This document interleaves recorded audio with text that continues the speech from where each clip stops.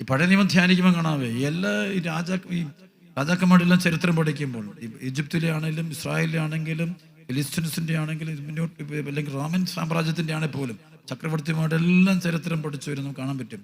ഇവരെല്ലാം വീട്ടിലൊരു മന്ത്രവാദികളാണ്. ഒരു ദർശനക്കാരനുണ്ട്, അവൻ പിശാചിന്റെ അടിമയാണ്. അപ്പോഴാണ് അതിനെതിരെയാണ് ഇപ്പോൾ ഇത് കർത്താവിന്റെ പ്രവാചകർ വരുന്നത്. ഫറവോയുടെ കൂട്ടത്തിലുണ്ട് കുറെ മന്ത്രവാദികൾ. അതുകൊണ്ടാണല്ലോ ഈ മോശ ചെല്ലുന്ന ഉടനെ മറ്റൊരു ഓടിയെത്തുന്നത്. അവരാണ് കൊണ്ടുപോകുന്നത്, അവരാണ് ഇസ്രായേൽ ദൈവജനത്തെ അടിമകളാക്കിക്കൊള്ളാൻ പറഞ്ഞത്. പേടിക്കേണ്ട രാജ. പക്ഷേ കർത്താവ് വന്നപ്പോൾ, അല്ലെങ്കിൽ മോശയിലൂടെ പരിശുദ്ധാത്മാവ് വന്നപ്പോൾ, ഈ മന്ത്രവാദികളുടെ മുഴുവൻ ചരടുകളും ചങ്ങലകളും ഒറ്റ രാത്രി കൊണ്ട് പൊട്ടിച്ച് തൻ്റെ സ്വന്തം ജനത്തെ കർത്താവ് അവിടുന്ന് രക്ഷപ്പെടുത്തി പുറത്തോട്ട് കൊണ്ടുപോകുന്നൊരു സംഭവമുണ്ട്. ദാനിയേൽ പ്രവാചകന്റെ പുസ്തകം വായിക്കുമ്പോൾ കാണാൻ പറ്റും 3 ബാലന്മാരെ തീക്കുണ്ടത്തിലിടുന്നു. അപ്പോൾ അവിടെ നെബൂഖദ്നേസർ രാജാവ്, അവനുണ്ട് കുറേ മന്ത്രവാദികളുണ്ട്. നാട്ടിലെ മന്ത്രവാദികളെല്ലാം വിളിച്ചു വരുത്തും.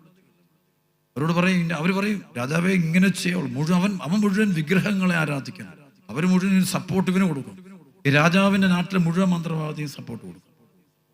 കർത്താവിന്റെ പ്രവാചകനായ ദാനിയേൽ വന്നിട്ട് അവിടെ വെച്ച് ദൈവത്തിന്റെ നാമത്തിൽ കാര്യങ്ങൾ പറയും. അവൻ എന്ത് ചെയ്യുന്നു? ഈ മന്ത്രവാദികളുടെ എല്ലാം പിടിയിൽ നിന്നും തൻ്റെ ജനത്തെ, ഇസ്രായേൽ ജനത്തെ ആ കാലഘട്ടത്തിൽ അതിൽ മോചിപ്പിച്ച് കർത്താവിന്റെ ആത്മാവ് പുറത്തു കൊണ്ടിരുന്നുണ്ട്. ശക്തിമായ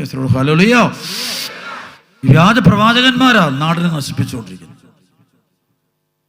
അവർ ദൈവവചനം കേൾക്കാൻ അനുവദിക്കില്ല. ഒരിക്കലും ദൈവവചനത്തിന് ഹൃദയം തുറപ്പിക്കുകയില്ല. ദൈവവചനം മാറ്റിവെക്കുക.